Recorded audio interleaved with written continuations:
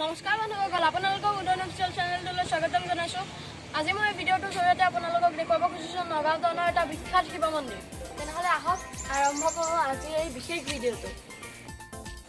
এয়া হ'ল সাৰ্বজনীন নগাঁও শ্মশানঘাট শিৱ মন্দিৰ। এই মন্দিৰভাগ নগাঁও টাউনৰ আমোলাপট্টিৰ কাষতে অৱস্থিত। এয়া চাওক, এয়া মন্দিৰৰ বাহিৰৰ দৃশ্য। এয়া মন্দিৰৰ প্ৰৱেশ দ্বাৰ।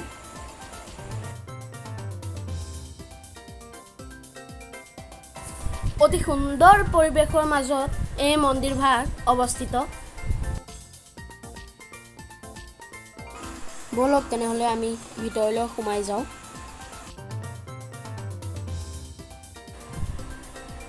ওম নমঃ শিৱায়, ওম নমঃ শিৱায়, ওম নমঃ শিৱায়। এয়া চাওক, কি সুন্দৰ পৰিৱেশ, অতি মনোমোহা পৰিৱেশ।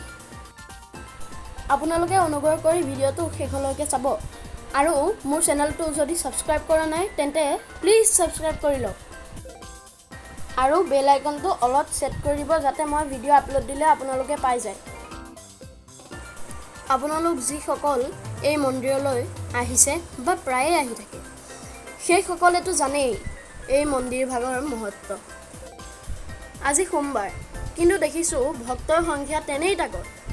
আচলতে কৰোনা ৰোগৰ বাবে যি লকডাউন দিয়া হৈছিল তেতিয়াৰ পৰা লকডাউন সাময়িক শিথিল হোৱা স্বত্তেও আগৰ দৰে ভক্তসকল অহা নাই। আপুনি যদি এই মন্দিৰভাগলৈ আহিম বুলি ভাবিছে তেন্তে নিশ্চয় আহক, আপোনাৰ মনৰ ইচ্ছা পূৰণ হ'ব। মাত্ৰ সামাজিক দূৰত্ব বজাই ৰাখক, চৰকাৰী নীতি নিৰ্দেশনা মানি চলক, মুখত মাস্ক পিন্ধক, সাৱধানতা অৱলম্বন কৰক। মন্দিৰ পৰিচালনা সমিতিয়েও এই ক্ষেত্ৰত ব্যৱস্থা গ্ৰহণ কৰিছে। ৰ'ব, মই মোৰ চেণ্ডেলযোৰ খুলি লওঁ।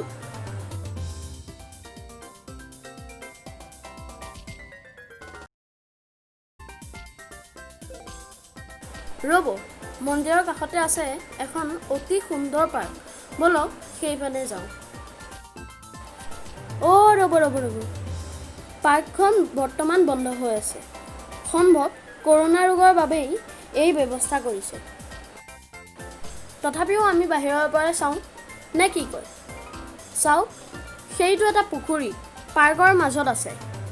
ইয়াত এটা কাছৰ আকৃতিত শিলেৰে বনোৱা আছে।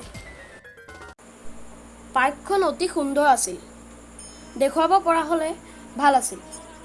বাৰু যি হওক, আপোনালোক আহিলে নিজে চাই ল'ব।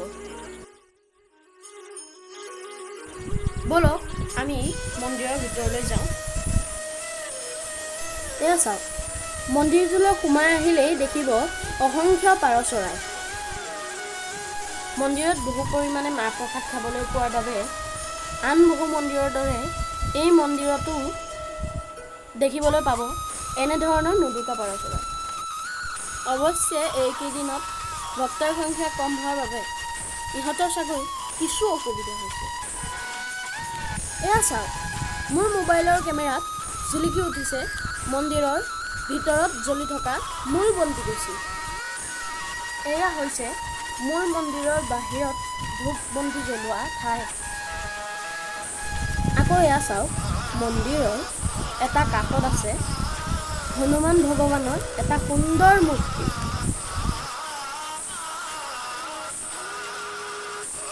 বলক হনুমান ভগৱানক এটা প্ৰণাম জনাই দিওঁ। জয় হনুমান, জয় শ্ৰীৰাম।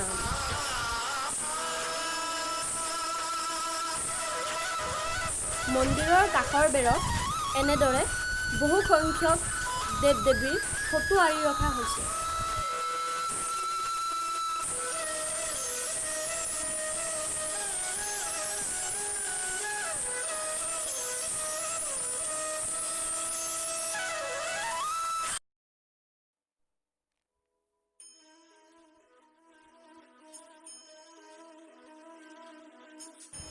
মন্দিৰৰ আনটো কাষত আছে গণেশ বাবাৰ মূৰ্তি। বলক প্ৰণাম জনাওঁ। জয় গণেশ। ভগৱানে সকলোৰে মংগল কৰক।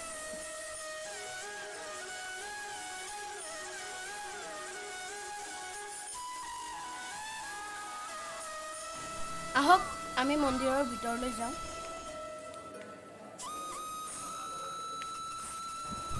এয়া আপোনালোকে দেখিছে এখন কাঠৰ চকীৰ ওপৰত ৰখা হৈছে এটা চেনিটাইজাৰ। ৰ'ব হাতখন চেনিটাইজ কৰি লওঁ।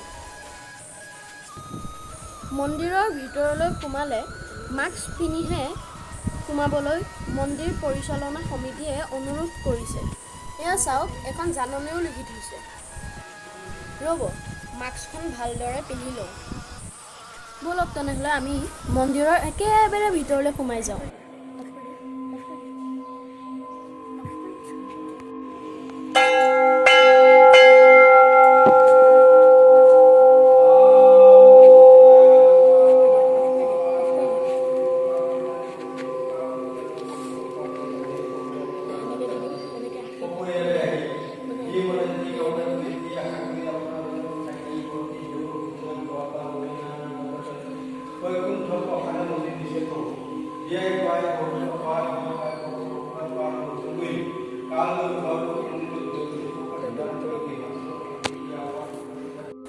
ব'লক সেৱা জনাই লওঁ।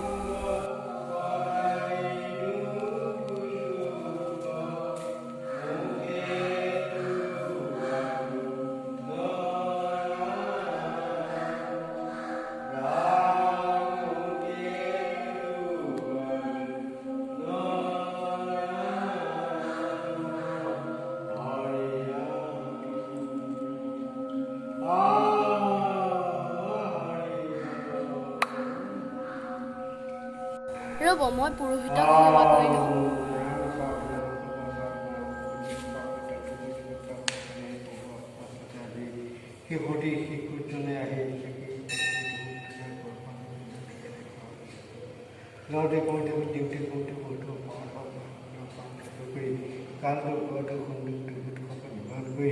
আগন্তুক যি পৰীক্ষা আছে সকলো পৰীক্ষাত উত্তীৰ্ণ কৰি পুনৰ অৰ্জন কৰি আনন্দ দি আপোনাৰ ভক্তক আপুনি মনোৰঞ্জন ভক্তক আপুনি পিতা আপুনি মাতা আপুনি সকলো জননী ভগৱান যি মনে যি কামনা কৰি যি ভাবে যি পূৰণ কৰি গৃহ সৰস্বতী আয়ু বৃদ্ধি কৰি পিতৃ মাতৃ প্ৰতি ভক্তি ৰাখি সকলোকে নিয়মন কৰি আপোনাৰ ভক্তক আপুনি মনোৰঞ্জন পূৰ্ণ কৰক। এই আপোনাৰ চব প্ৰাৰ্থনা হৰি কোন ক্লাছত বাবা? ক্লাছ 6। ভক্তৰ সংখ্যা কমি গৈছে ন দেউ? হয় হয় এই ইয়াতো নাই নহয় এই কৰোণা হেৰিয়ৰ পৰা কৰোণাৰ কাৰণে মানে সকলোৱে হয়তো দিয়ে। হয় হয় সেইকাৰণে মানে ভগৱানক পাহৰি যায়। মন্দিৰৰ ভিতৰত লগ পোৱা দাদা এজনে মোৰ নামটো বাহিৰত থকা বহী এখনত লিখি আহিব ক'লে। মই পাহৰিছিলোঁ। ৰ'ব লিখিয়ে যাওঁ। এতিয়া আমি মূল মন্দিৰৰ পৰা ওলাই আহিলোঁ আৰু আপোনালোকক দেখুৱাইছোঁ মন্দিৰৰ কাষতে থকা নটৰাজ কলাক্ষেত্ৰ। ইয়াত বিয়া সবাহ আদি নানা অনুষ্ঠান অনুষ্ঠিত হৈ থাকে। মন্দিৰ প্ৰাংগণৰ ভিতৰত মুকলি সেউজীয়া ঠাইখিনি যে দেখিছে, ইয়াত শিৱৰাত্ৰিৰ মেলা সময়ত দোকান পোহাৰে ভৰি থাকে।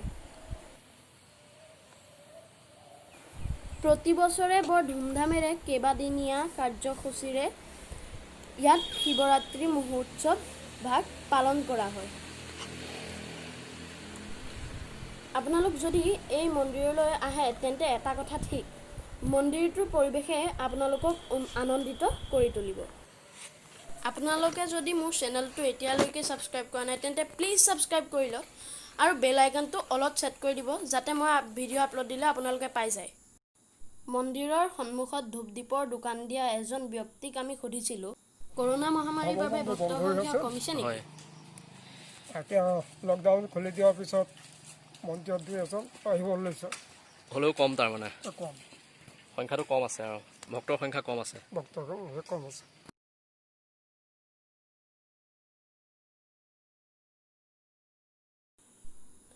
লকডাউন সাময়িক শিথিল হোৱাৰ পৰা ভক্তসকল লাহে লাহে আকৌ মন্দিৰলৈ আহিব ধৰিছে।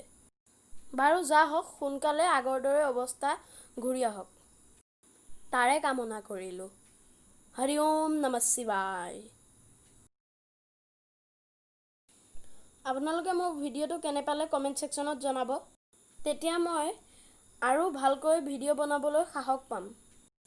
যদি মোৰ ভিডিঅ'টো ভাল পালে তেন্তে লাইক কৰিব আৰু আপোনালোকৰ বন্ধুসকললৈ শ্বেয়াৰ কৰি দিব মোৰ ভিডিঅ'টো। যদি আপোনালোকে মোৰ চেনেলটো ছাবস্ক্ৰাইব কৰা নাই তেন্তে এনেকুৱা প্ৰচেছত আপোনালোকে মোৰ চেনেলটো ছাবস্ক্ৰাইব কৰিব পাৰিব। আৰু যদি এতিয়ালৈকে কৰা নাই তেন্তে এনেকৈ আপোনালোকে মোৰ চেনেলটো ছাবস্ক্ৰাইব কৰি দিব আৰু বেল আইকনটো অলপ ছেট কৰি দিব। ধন্যবাদ। আপোনাৰ দিনটো শুভ হওক।